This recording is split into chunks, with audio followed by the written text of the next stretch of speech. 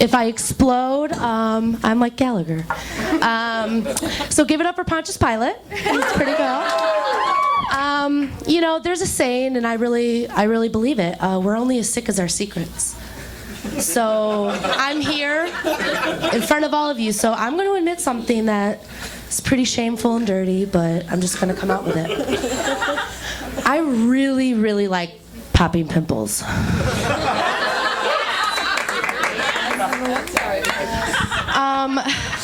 You know, it's not like, it's not a weird thing. It's just kind of soothing. Kind of like, you know, the bubble wrap, you know, when you do it, but like on your skin. You know, I really like it. And, you know, it's kind of gross, but I see the parallels to sex. It's kind of like sex. Bear with me. It's like sex. I know. So, you know, you wait. There's this pressure, the build-up. You wait for the build-up. You wait for the time is right. When the time is right, you go, oh, and there's a release. And sometimes you have to clean up, you know. And if it's your first time with, like, a really big one or you force it, there might be a little blood. So, like sex, I like to watch it on videos on my computer, also called pornography. Pimple pornography? I don't know. So I watch it, and like porn, there's good quality stuff, and there's bad videos you don't want to watch.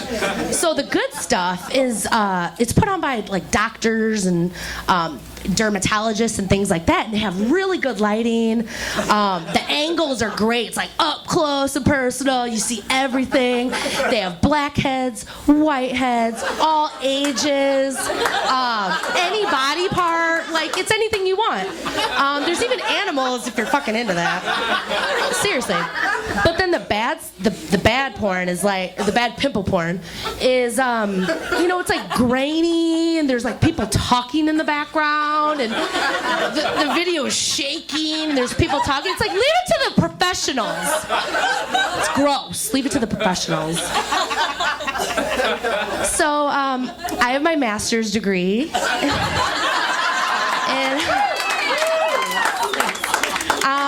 And so I'm really happy to say that I have a very lucrative job here in the city. I'm a nanny.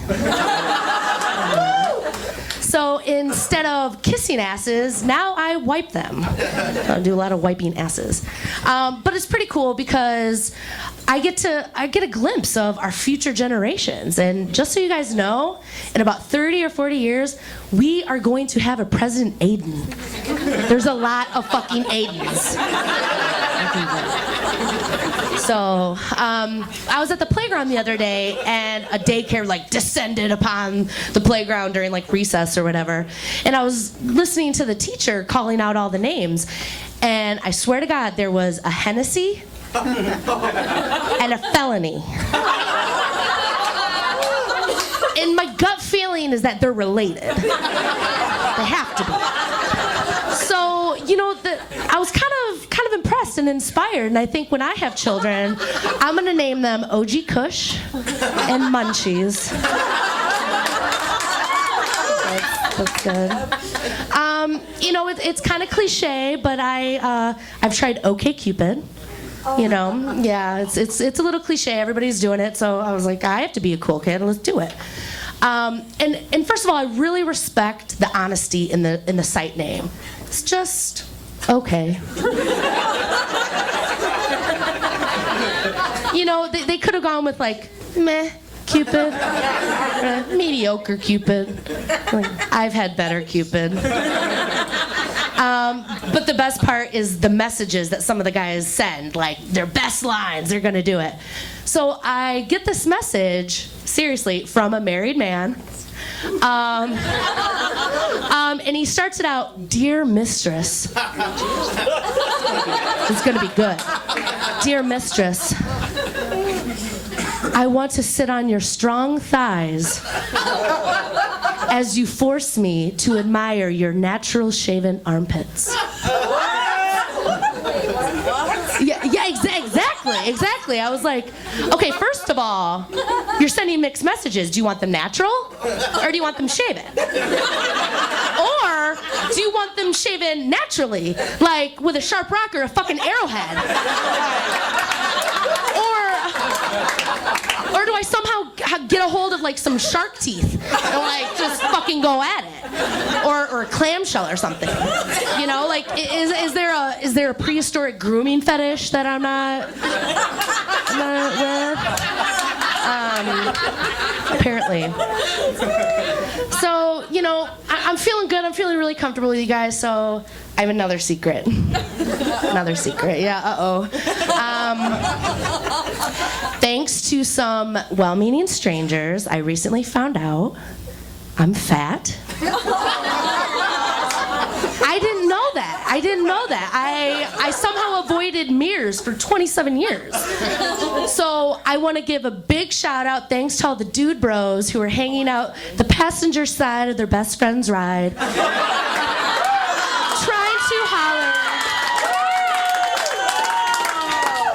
to holler a nuanced analysis of healthy body mass index at me. Thank you. But you know, I'm one of those annoying people. I have a glandular problem. I really do. I do. I have a autoimmune thyroid disease called Hashimoto's, which is kind of cool because it sounds like a trendy Japanese restaurant for robots. You know, but having that, my whole life I've seen how the world discriminates against full-bodied ladies like myself, you know, subtly or not so subtly. And, you know, for example, I was at a sex shop the other day, and, you know, they have blow-up dolls. You know, people fuck blow-up dolls, apparently. And there was, you know, the standard straight blow-up doll with the pretty face and everything. They're called love dolls. You can love them. But the larger ones, the same exact thing, same exact made, you know, same purpose, made from the same material. They're called party dolls. You can only party with them.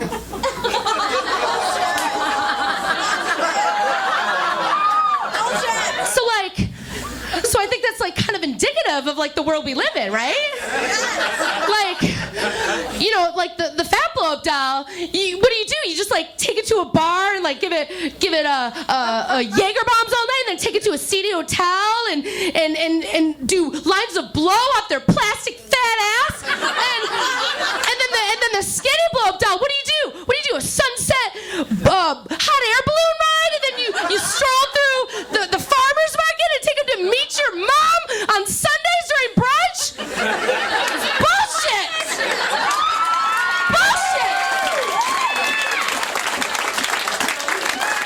Just so you guys know, when the party's over, fat blow-up dolls need love too. Thank you. I'm Michele.